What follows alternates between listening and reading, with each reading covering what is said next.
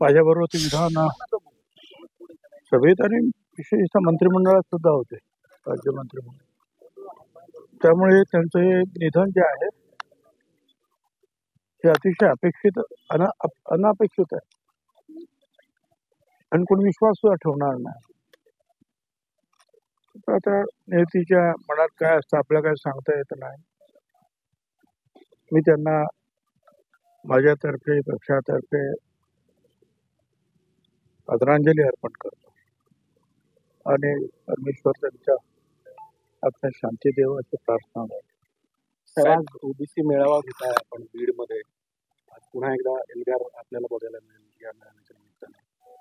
हो, आता ज्या काही घटना ज्या आहे मागच्या सप्टेंबर सुरुवातीपासून झालेल्या आहेत आणि त्यामुळे संपूर्ण ओबीसीची भावना झालेली आहे राज्यामध्ये की ओबीसीचं आरक्षण संपुष्टात येत आहे आणि त्यामुळे जवळपास 14-15 जणांनी चिठ्ठ्या लिहून काही लोकांनी त्यांच्या मोबाईलवर मेसेज पाठवून आत्महत्या केलेली आहे.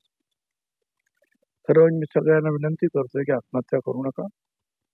आपण कोर्टातही लढतो आहोत, आपण रस्त्यावर सुद्धा आपले दाखवून निश्चितपणे जे आहे आपल्या ह्या आरक्षणाला धक्का लागणार नाही याच्यासाठी शेवटपर्यंत आम्ही प्रयत्नाची पराकाष्ठा करणार आहोत आणि त्याचाच एक भाग म्हणून आज बीडमध्ये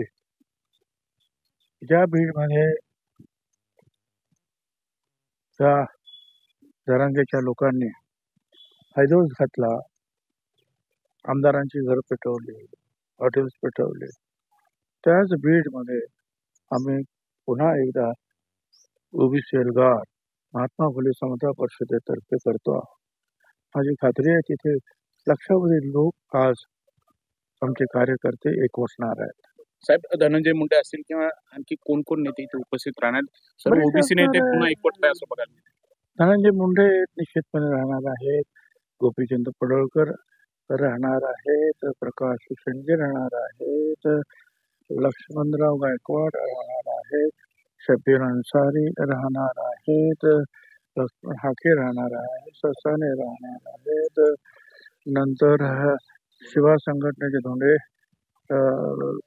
राहणार आहेत, आणखीन अशा अनेक वेगळ्या संघटना आहेत. कुणबी सेनेचे प्रमुख येणार आहेत, आगरी सेनेचे प्रमुख येणार आहेत आणि संपूर्ण सगळ्या वेगवेगळ्या समाजाचे जे आहेत त्यांचे 74 जाती आहेत, अशा अनेक समाजाचे जे आहेत प्रतिनिधी आहेत, नेते आहेत, आज आपल्याला एकत्र पाहायला मिळतील. आजच्या या सभेला मराठा बांधवांनी विरोध केलेला आहे, अनेकांना नोटीस देखील बजावण्यात आलेली आहेत. आज ते आंदोलन देखील बीडमध्ये करणार.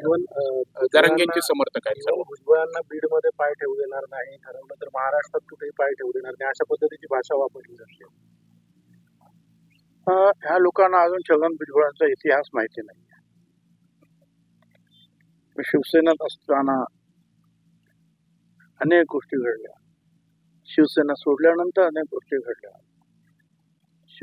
काँग्रेसमध्ये गेल्यानंतर शिवसेनेच्या विरोधात गेल्यानंतर अनेक गोष्टी घडल्या आणि अनेकांची अशी आव्हानं जे आहेत छगन भुजबळने पचवलेली आहेत हे त्यांना अजून माहिती नाही. कारण ते त्यावेळेला राजकारणात त्या कदाचित ते शाळेत सुद्धा नसतील, तेवढे लहान असतील बिचारे, त्यामुळे ते असे ज्या फालतू वल्गना करतात. आजचा बीडमध्ये होणारा मोर्चा हा अजितदादा राष्ट्रवादी पुरस्कृत असल्याची टीका जरांगेंनी केली. अजितदादांना बीडमध्ये मतदान नको असं पद्धतीने ते म्हणाले. हे बघा, हा मोर्चा कुठच्याही पक्षाचा पुरस्कृत नाही, तो राष्ट्रवादीचा नाही, तो बीजेपीचा नाही, तो कुठल्याही शिवसेनेचा नाही, काँग्रेसचा नाही. हा आहे महात्मा फुले समता परिषद प्रणीत ओबीसी एल्गार. पण त्याच्यामध्ये वेगवेगळ्या पक्षाचे कार्यकर्ते जे आहेत, कदाचित नेते येऊ शकणार नाहीत काही नेते, पण कार्यकर्ते जे आहेत ते सगळे मात्र एकवटणार आहेत. साहेब, आज हैदराबाद गॅजेट विरोधात जी ओबीसी संघटनांनी याचिका केली त्याची सुनावणी आहे.